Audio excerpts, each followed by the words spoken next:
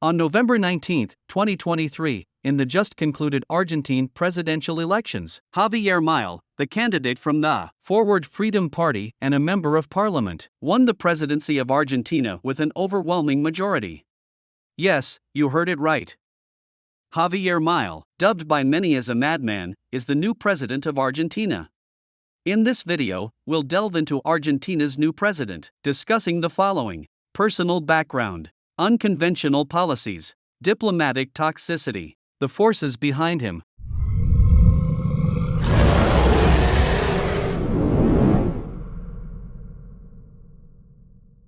To understand why they're saying the craziest president is about to emerge, we need to start with Javier Milei's background.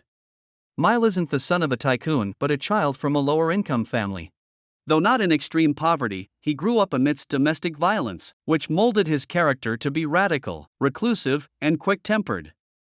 This demeanor made him unpopular in school, with many labeling Milei as a madman. As he grew up, Milei became more radical, continuously posting criticisms of the Argentine government on major social media platforms. His followers eventually formed the Freedom Party, with Milei as its leader. In July 2021, Milei announced his official foray into politics and was elected as a parliament member in December. In April 2022, Milei declared his candidacy for the presidency of Argentina. Despite being a radical figure, Milei's campaign speeches garnered support from a significant portion of Argentina's population. Firstly, his slogan was attention-grabbing: "I'm not here to guide lambs, I'm here to awaken lions." It's quite an interesting world indeed. Some have said that political figures should symbolize wisdom and composure. But now, Argentina has a madman president, a little Trump. Let's take a look at Milei's policy list. 1. Abolish the central bank, abandon the peso, adopt the US dollar. 2. Freeze cooperation projects with China. 3. Sever ties with Brazil, withdraw from the Southern Common Market. 4. Halt cooperation with Russia. 5. Support free trade of human organs. 6. Oppose women's abortion rights. 7. Loosen gun control. 8. Implied that the Falkland Islands could belong to the UK. He openly praised Margaret Thatcher, who invaded and occupied the Falkland Islands, as one of the greatest leaders in human history, during a TV program on the 12th. 9. Relocate Argentina's embassy in Israel from Tel Aviv to Jerusalem. 10. Privatize the public sector and state-owned enterprises. At the top of Milei's presidential agenda is abolishing the central bank, scrapping the currency, and embracing the US dollar entirely. Data shows Argentina's inflation soared to 143% in the past year, ranking among the world's highest. Argentina also faces severe debt pressures, with debts exceeding $270 billion by the end of 2022. The peso's exchange rate plummeted from $1 to 350 pesos at the beginning of the year to a staggering $1 to 600 pesos. Milei's ideas are more radical than reality. He believes Argentina's economic downturn is solely due to the country's central bank. He thinks that by getting rid of the peso, Argentina's economy will skyrocket. The idea is noble, but reality is harsh. Due to Argentina's insufficient foreign reserves, there aren't enough dollars to revive the economy. While the peso can be printed by the Argentine central bank, the same doesn't apply to the dollar. If Argentina prints dollars privately, it will undoubtedly face comprehensive sanctions from the United States. To execute dollarization, the only path is seeking loans from the United States. However, the US won't lend unconditionally and will likely demand Argentina to collateralize national assets. Moreover, currency embodies national sovereignty. Surrendering it means handing over the country's economic reins, following others' directives, a concerning concession. Milei's governance isn't just about economic liberty, it also advocates bodily freedom. How does this translate? Prostitution and other acts banned in most countries are legal in Argentina.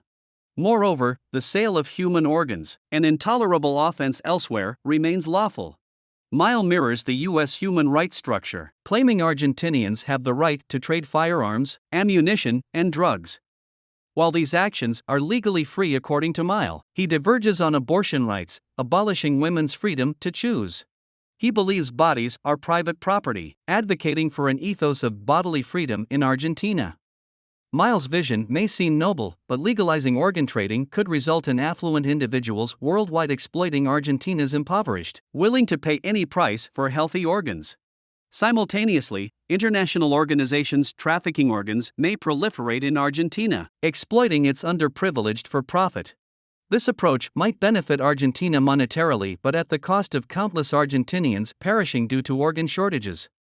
Moreover, once Miles' bodily freedom policies take effect, Argentina will likely become a haven for criminals. Crime rates could soar, and citizens' well-being could plummet, potentially endangering Miles' presidency. Miles also charts bold diplomatic strategies. He intends to freeze cooperation with China, sever ties with Brazil, and halt collaboration with Russia. His nominated foreign minister, Diana Mondino, even quipped at a press conference, January 1, 2024? Join the BRICS? What's that nonsense? She decisively suspended Argentina's accession procedure to the BRICS. This news might leave Brazilians in tears, given Brazil's initial effort to bolster Argentina's BRICS membership. President Lula had two main aspirations: augmenting Latin American influence within BRICS and tethering Argentina via the BRICS mechanism to prevent it from straying. Yet, now Argentina not only plans to depart BRICS but also risks straining relations with Brazil. Brazil feels jilted, sensing manipulation. As for the sovereignty issue in the Falkland Islands, we can only sigh in solidarity with the Argentine people for now. Miles' other policies are too abstract. Let them chase freedom. The world's pressing concern now is whether Miles' campaign manifesto can genuinely materialize or if it's just a castle in the air.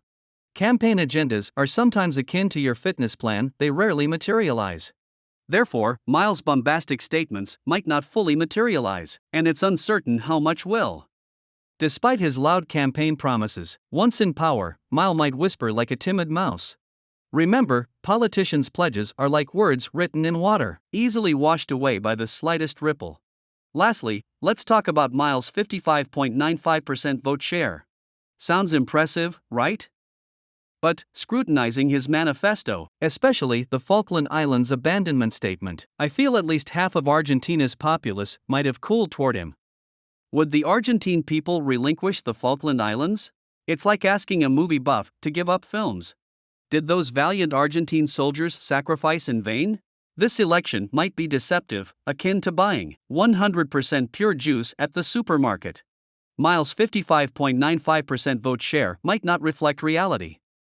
If there's a shadow behind this, over half of Argentina's society might actually be shaking their heads at him.